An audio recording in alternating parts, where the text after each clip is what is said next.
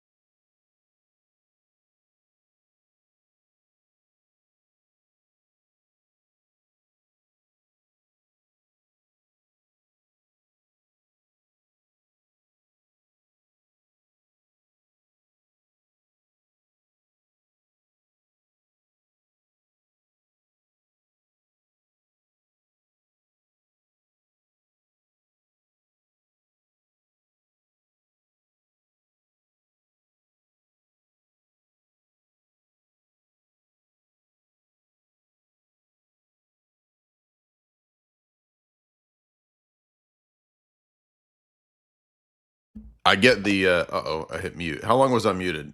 Hopefully I wasn't muted that long. I didn't hear you weren't muted at all, as far No, as no, I can no, tell. no, not to you. I accidentally hit the microphone button's really sensitive. So was it muted for just hopefully just a few seconds? But do you want to repeat the last thing you said, Andrew? Because they're gonna think I was, oh, you censoring Andrew. Go ahead and repeat the last thing you said. Oh, they're censoring me. Jay Dyer is one of the most willing to debate men in the history of the world, so I'm not worried about being censored by Jay. The last thing I said, I think, was just like you were saying that the American and Israeli alliance has more than one motivation. Right. You know, China Oh, you were and talking about the China. Go ahead. Bilderberg Group Yeah. and the WEF and Bill Gates. There's more than one motivation there, Mhm. but all of them, they want to fuck over America. Yeah. I feel like we're not gonna fix anything in America until we get out of the mind frame of thinking that the next president can fix things. In other words, until we figure out that we're actually run by, people at Bilderberg Trilateral Commission, and I think there are wealthy banking elites and corporate elites that are not just Jewish, but there are also, APAC has a huge amount of influence on our foreign policy, Al Adelson, et cetera. So that's all a real problem.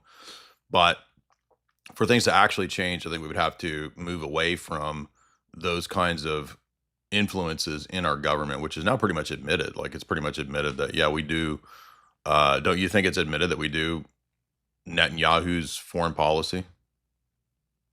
I think that last year when they wanted to keep attacking and Trump made them turn jets around, it shows who's the big dog in the relationship. Israel is a vassal state of America, not the other way around. Well, then And why I then, think then why have we seen a suppression of the discussion of Epstein files being fully released, prosecutions? I mean, do you think that Epstein was Mossad aligned? I think he was part of 4 different intel Yeah, I agree with that. agencies, a big honeypot Yeah, I agree with that. that benefited the MI6, the French intel, the CIA, and the Mossad. I Yeah, don't I think agree it with was that. like solely the Mossad. I think it was No, a big right. joint effort. Yeah, but typically that joint effort tends to want, and then you could have some disagreement, like back in the era of, say, Kissinger and Brzezinski, the establishment didn't always do everything that Israel wanted. But it seems like nowadays that there's less of that. The establishment tends to do more of what Israel wants. Eh, maybe so, but I'll tell you this. I'm not concerned about Israel. They're not my first issue.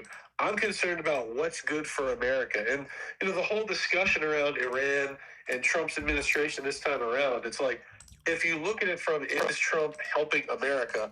The answer is he definitely is. And that's why I had that debate with Harrison, because like it or not, like imperialism or not, the Chinese communists, even on this app, on Twitter, they were crowing, it's going to be the Chinese century. It's going to be a multipolar world. The dollar won't be the world's reserve currency. Like they were bragging about this, Okay. and Trump changed the math. But how does Iran help that exactly? Well, first of all, the cheap oil that China was getting from Iran, not there anymore. No more cheap Iranian oil. Same with Venezuela's oil. No more. They're having to buy from us at higher prices. They're buying from us. So you have to understand, like, their economy has been running on this cheap oil. So now, instead of having slave labor and cheap oil, the math is changing for them so that it's not going to be so cheap for them to outperform everybody in the production of goods. Okay, well, how is So any of this okay? But hold on. So, like, if let's grant that argument, I mean, how is cheap oil going to help America and really hurt damage China from not being able to get access to that? If the real problem in America is the Federal Reserve, and that comes out of like the Rothschild banking model. That's the other thing I wanted to say to you is instead of them having the world's reserve currency and crashing the dollar, which was their plan, the petrodollar is now going to live for 1,000 years. The world's energy is going to be traded in dollars because the oil is in the U.S., in Venezuela, in Alberta, which is about to secede from Canada and do business with the U.S. Well, I disagree with you on that point. I don't think that the petrodollar is actually going to last 1,000 years because any fiat currency, even if it's backed by supposedly oil, it's going to eventually collapse. For example, Biden, destroyed the dollar in terms of its purchasing power 20% alone under Biden during the COOF period. And if you remember when Elon was in there with, I'm not pro Elon. I'm just saying when you say, or I'm not pro or anti Elon. I'm neutral on Elon, but I'm saying when you look at when Doge went in and looked at the debt, he came out with the conclusion, and he could be wrong, but he came out with the conclusion that, well, actually we can't fix the debt. So it's like, and by the way, why would we think that? Maybe you were exaggerating when you said 1,000 years. I just thought that was funny, like a premillennial reign of petrodollar. Uh, but I mean, I mean, I just don't understand how that's gonna. I mean, the dollar was destroyed 20% purchasing power under Biden. How is petrodollar gonna prop that up? Yeah, we're totally inflated for sure. But Hmm. again, the Chinese, and you can listen to the commies on the set, they were all crowing that the world's reserve currency is going to be the yuan because the Saudis, they had been decreasing the percent of their trade in the dollar and increasing their trade in the yuan.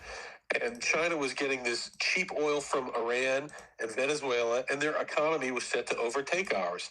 Now, that's not the equation anymore. The petrodollar will reign. It will be supreme. You can say that, oh, all fiat goes to zero. I understand the history of it. It's a good argument. But if all of the world's oil will be traded in dollars, you can call it a utility token if that's how you want to put it. For I know you love crypto.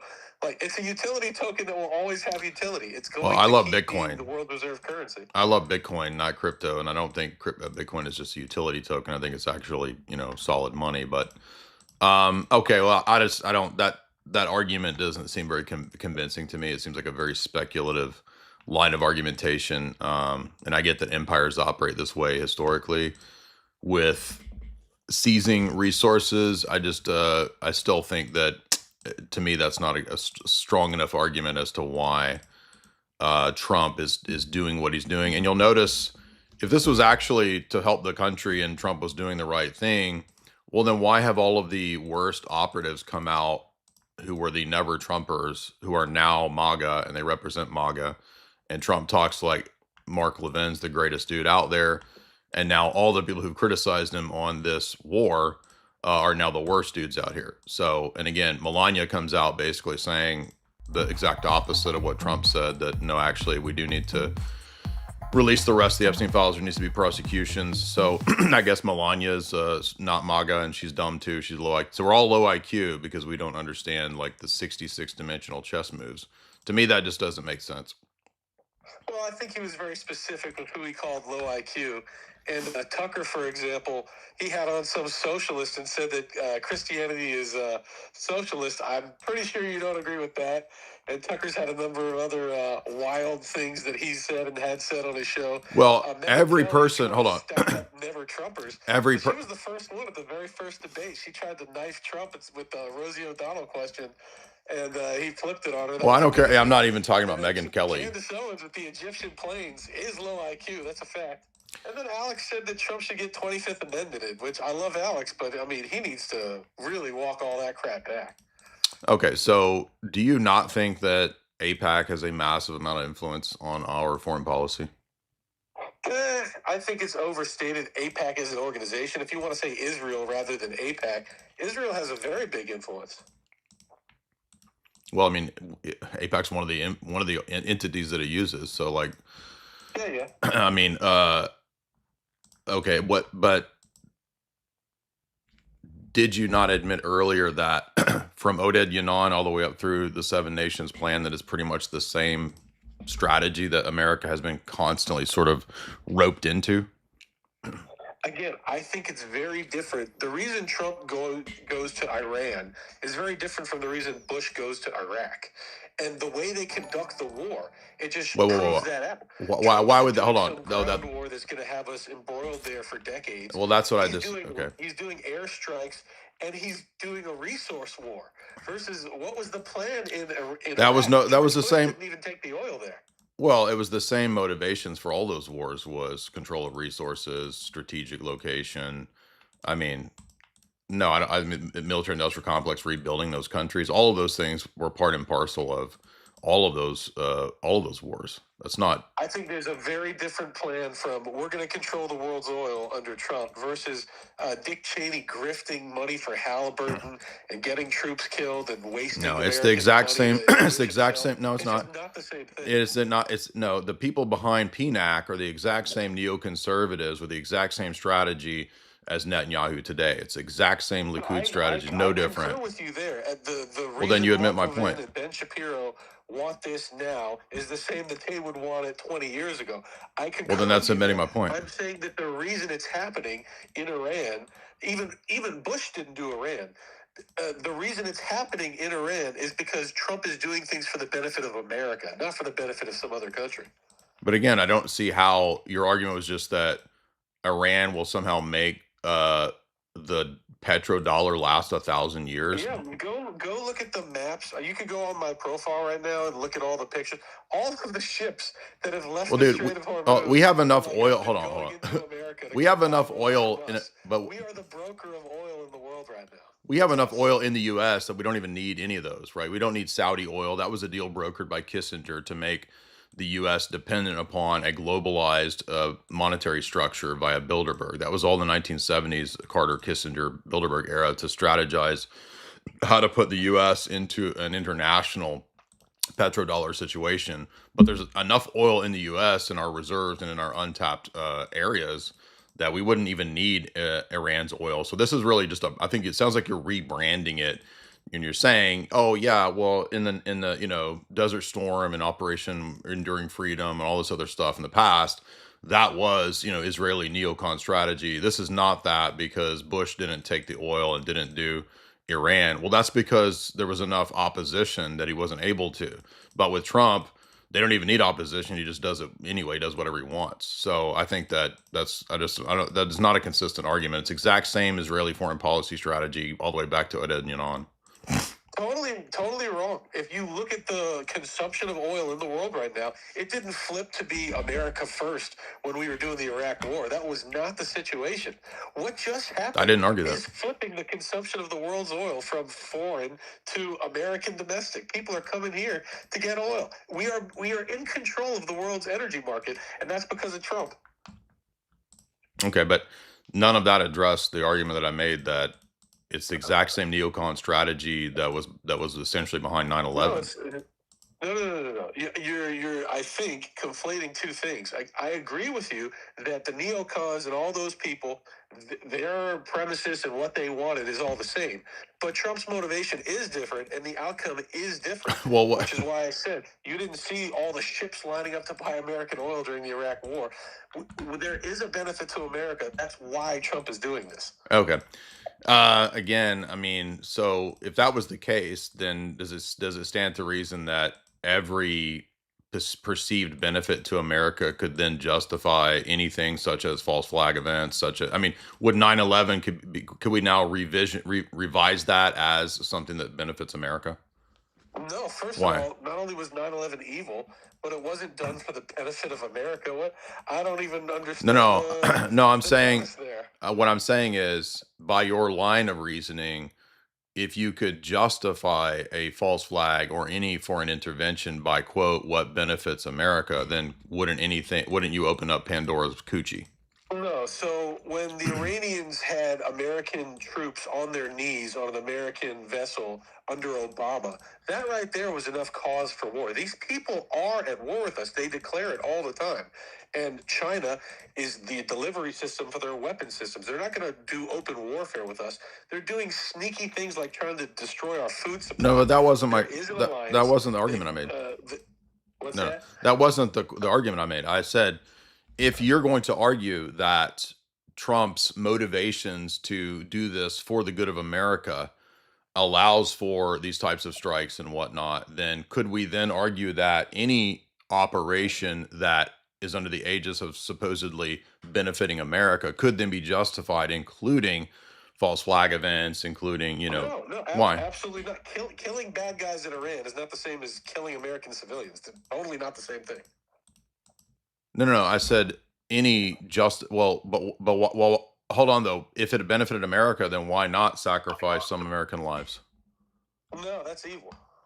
Well, then the Iran war would be evil because some American lives will be lost in the Iran war. No, that's defending yourself against a nation at war with you is not evil because some of your soldiers No, would no, die no. in a It war. doesn't matter. Well, That's it crazy. doesn't matter if you recast it as defense because the argument was about justification of foreign strikes and foreign operations. And you said if it benefits America.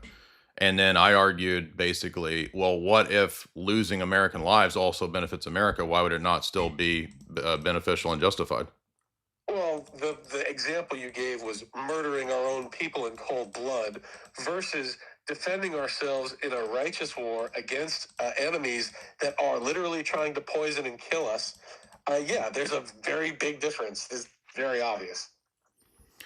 But what I'm saying is, yeah, I understand that there's a principle of self defense. What I'm asking is, if the justification is what benefits America, then you've moved the goalpost to say that unless it's, the loss of American lives in self-defense. So it's beginning to be arbitrary because what if, let's say for the sake of argument, a false flag event on American soil that kills 1,000 people, but it has the net effect of turning all of the world against Iran, and then Iran collapses and we win, could you not then argue that that was a justified approach given the original argument that the ends justify the means, basically? This hypothetical has nothing to do with reality, Oh, though. come We're on, not dude. It has entering a everything to do with war with reality Iran because over a that's false exactly flag. come on, Andrew. That's exactly what 9/11 was about. No, but I'm saying 9/11 in Iraq different from Iran and Trump. These are not the same thing. That's not relevant to the argument I made to you. I'm talking about the ethical line of argument in What terms of you're saying it was justification. 9/11 ethical if we had gotten the No, benefit for that's the not what I oil? said. No, it still wouldn't have been What? ethical to No, no, murder no. Listen, Americans. I'm saying your line of ethical reasoning would also seem to justify something like 9/11 if you could show that it benefits America in the long run. No, it's still not ethical to murder Americans. Like us going after Iran's oil and Then you Venezuela's can't oil. make the These argument that people have it's been sending us then you can't make the argument you weapons. made. So you just refuted yourself. No, I didn't. You said that it benefits America in terms of the petrodollar, then that's why Trump's doing it. No, yes, that's why he's doing it, but it's also a righteous war. Like there are two things happening. It's both beneficial to America and it's righteous. They're at war with us. Okay. Well, I appreciate that was a great exchange, Andrew. Appreciate you calling in. Always Um, fun to talk to you, Jay. Absolutely, Andrew. You're a good debater, a fun guy to talk to, and welcome back anytime. We are going to move on because I do want to thank you, Andrew. Feel free to call back, but we're going to move on to topics like I do want to get to the redeemed Zoomer thing. I don't think we haven't got to that yet, and I did promise people that we would talk about this. I need some water though. I'm so thirsty.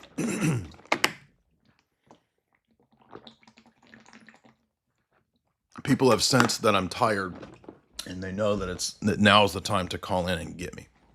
I'm joking, by the way. Ace Brazzi, what's up, man? Hey, what's up, Jay? Can you hear me? Yeah. Yeah, what's up? Hey, so yeah, all right. Let me preface this, but I don't have that much time, so I'm gonna try and make it quick.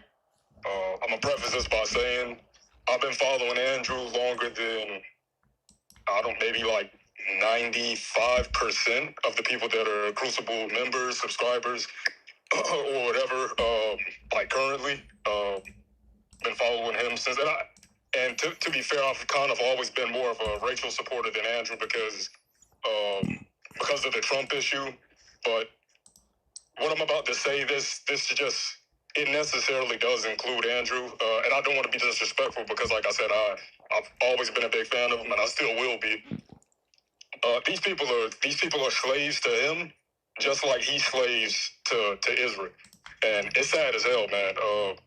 I don't understand. Like when you brought up the Bilderberg and neocon folks being behind what happened back in the '70s, and it still being the exact same people now, and he concedes that, but then still continues to argue. I just don't see how at this point, like you can't reason that he's just I'm not gonna say it. I don't want to get your stream taken down.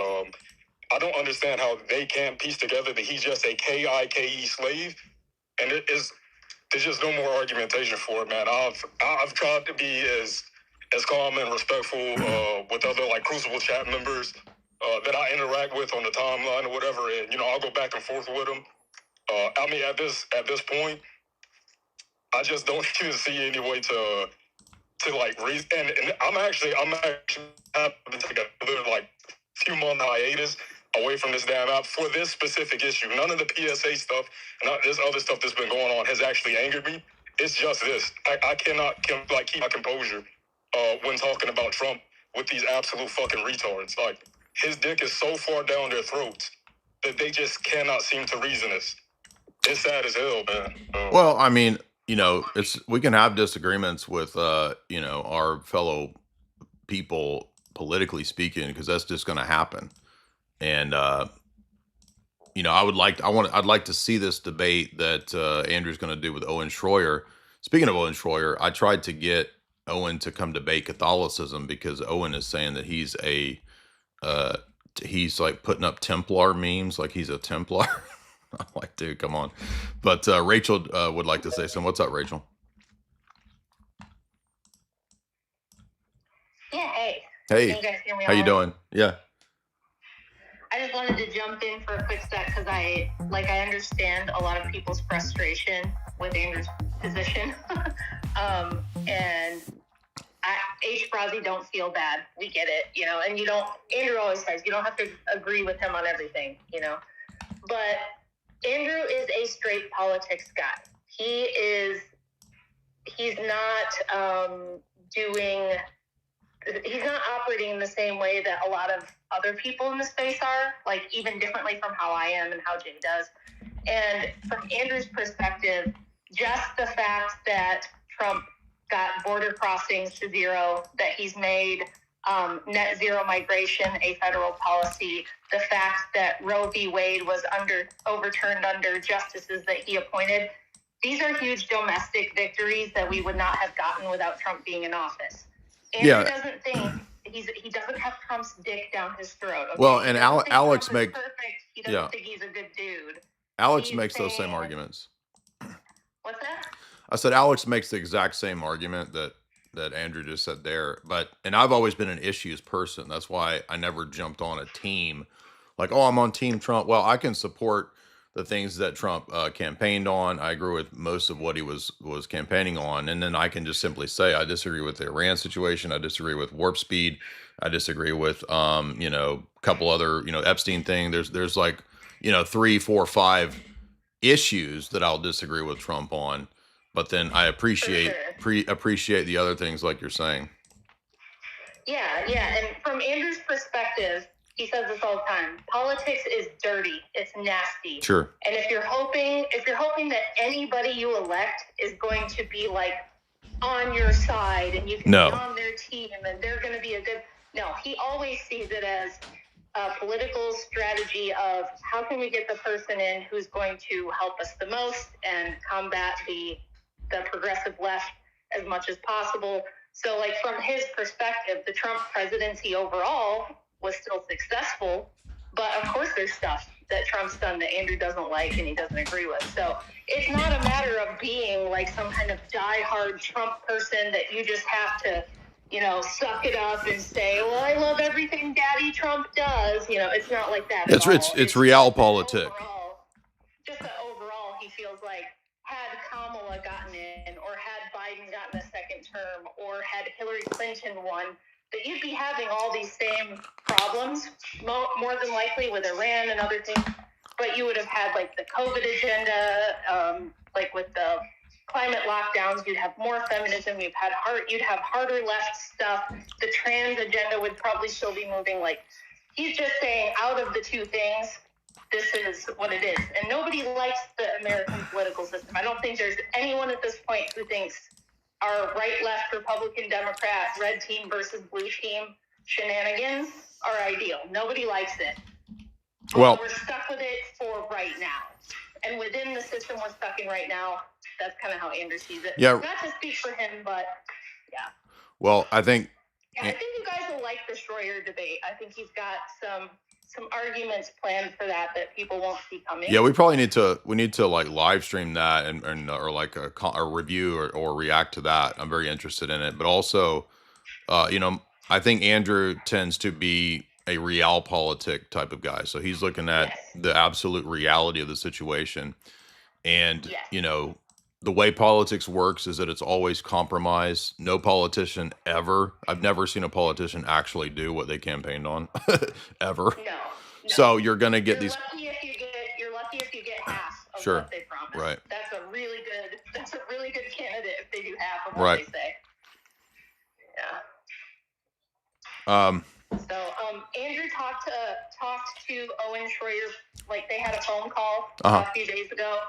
They're pals. They get along. They are not enemies. They're not going to hate each other after this or anything like that. So, Cool. yeah, I think it'll be a really good, really productive debate. Right. That sounds awesome. Yeah. Appreciate that. Anything else you want to leave us with? You're welcome to say whatever you want. No, other than Andrew and I have a whole bunch of debates coming up. We have the Schroyer versus Wilson debate. The next day after that, I'm debating Brian Shapiro, everyone's favorite lol cow. That'll be fun. The next day, yeah, we're going to debate feminism. I don't know why he wants to do that to himself. But right. Hey, you know, I'll do it. I'm game. And then, of course, we have DebateCon 8 coming up in July. So everybody go get tickets for those things. Awesome. I messaged James. I'd like to be involved in future debate cons if you'd have me. I'd like to be involved at some level. I'm sure he would. If you could put a good word in for me. I think, by the way, I have a couple. We're working on a Protestant pastor who wants to debate me on modern day debate. I forget the pastor's name, but he wants to do Sola Scriptura. That'll be coming up. And then I'm supposed to have another debate with Captain to Crack Rock. I forget when that is. That might be this week too. I can't remember. But guys, remember that this weekend will be the live in-person Freemason debate. I'll be debating Chase Geyser, also of InfoWars fame, and his Freemason buddy will be debating whether a Christian can be a Freemason. So that's going to be a lot of fun.